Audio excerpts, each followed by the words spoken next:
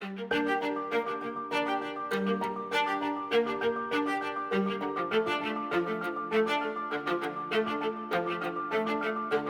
City is where the cities of the world will come to see their future. That future is incredibly bright, but also enormously challenging.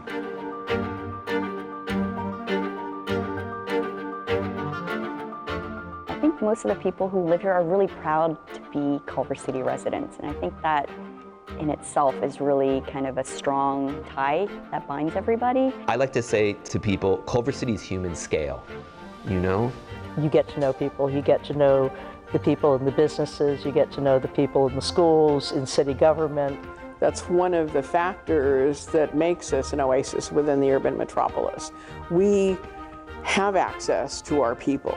And I think part of what I like about Culver City is it's reinvented itself a few times. And Culver City is such a microcosm of opportunity. You can do things within the city boundaries that change and impact people's lives.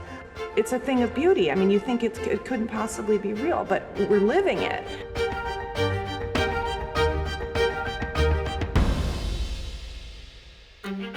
All roads lead to Culver City.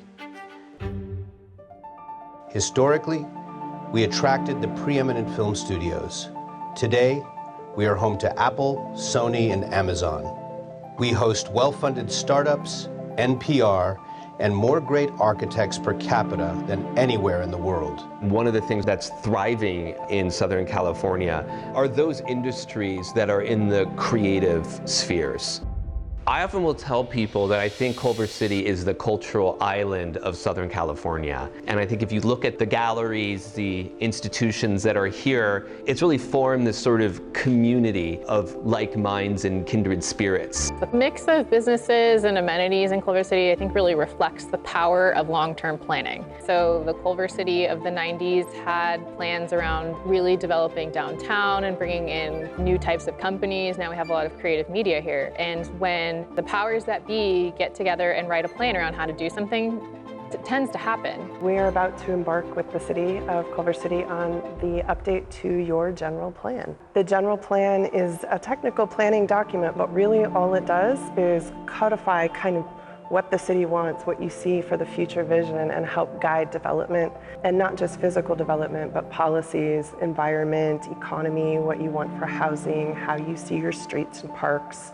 It's all of those things together. It's basically the future of your community. And we treasure our history. Even in the face of overwhelming change, we continue to maintain our traditional small-town atmosphere. And I do think we're moving away from being really eager to take everything that comes our way and into a phase of being measured as we move forward. Our city remains socially, culturally, and economically diverse, while our school district was recently named the 4th most diverse in the country. It truly is a microcosm of the world. I don't want to see that leave. So I think that if a value to the city, and it's definitely a value to the school district, we should do what we need to do to preserve that. You know, it's great that we have all these new companies coming into our city, and I have the privilege of working on projects that they'll be going into. But I also think that it's important that it's a city for everybody, and that we don't lose that ability to house and to be a city of diverse communities. One of the things that really affects us today, which we haven't really had to deal with before, is that we're running out of room. So the decision I suppose we have to make is how we're going to be able to house the number of people we have here, as well as employ enough people to have going companies so that we can pay the bills. We are a vibrant oasis at the heart of the LA metropolis. Downtown Culver is now a walkable urban haven. Our culinary scene is outstanding, from fine wine and artisanal coffee to the best restaurants in the Southland. But we are a modest city, not teeming with the wealthy residents and vast resources of some of our neighbors. In our role as a chamber, we get the opportunity to kind of be the welcoming arm to the businesses. And one of the things that we're highlighting is we want them to be not just doing business in Culver City, but become part of the community and ingratiated with the local population and living in Culver City, having their kids go to school in Culver City, patronizing local Culver City businesses, getting involved in the numerous nonprofits that are here in Culver City. And I think as a whole, a lot of them intrinsically had that thought. So we do have a really long track record in Culver City of community partnership and that public-private partnership model. And we are re-upping on that commitment to really make it clear that we invite partnership and we also have expectations about what that should look like. Because we know that a lot of reasons why companies consider us are because of our thriving school district. We didn't have kids when we first moved here, and over time we've really realized how important a good school district is to maintaining the property values and to maintaining the sense of place that we have here. Culver City gets it. They understand the connection between great schools and a great city. And we are extremely invested in the success of our schools because we're invested in the success for our children. Something like 25% of your public open space is actually streets. Wouldn't it be amazing if we could reclaim a little bit of that space for pedestrians, for the citizens themselves, to make it pleasant and walkable and feel like a really strong place that you want to be and not just a passage for cars. Transportation is both my personal interest, but also one that the entire community is thinking about. What I think is a really big opportunity here is the voters of all of Los Angeles County made a big investment in Culver City by putting the Expo Line station here. And that is a massive opportunity that we've sort of started applying our big thinking to. There are opportunities to get us out of our cars and make quality of life better overall.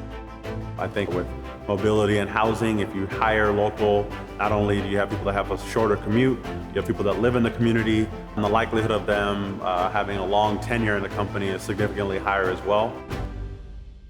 Well, I didn't later start realizing as a planner that if you build things correctly, they last. One of the really lovely things about Culver City is that we have a wonderful variety of parks. Walking, hiking, and jogging, enjoying open space, meditative therapy, escape, and I guess an egalitarian existence in a park. Color, creed doesn't matter. Religion doesn't matter when you come to a park. It just seems to me like the parks become the easy metaphorical bridge to bring people together of different backgrounds. We live in a world that is evolving and changing, and I think that it's a huge mistake to think that we need to go back to some safe mythical past when everything was great for everyone, because that never existed. If a community kind of does what they've always done, it will be very difficult to keep up and maintain the quality of life and the character amidst all of these regional pressures. We're in a funny place right now. We have to adapt to a different time. I think the next step is really serving the underserved, really looking to how we can help really bring in those people, those elements of the community that aren't benefiting. As we grow and evolve, we must engage in a discussion about change that includes all voices. We must generate the broadest possible public participation and give voice to those often excluded from the planning process. As long as they can manage the growth and allow for opportunity to continue to thrive and affordability, as long as they can do that, it's going to remain that special place in my heart. We must have the wisdom, the tenacity, and the courage to move toward the future while preserving our heritage and our diversity, to move away from gridlock and decay toward prosperity, justice, and vitality, toward resilience, well-being, and kindness.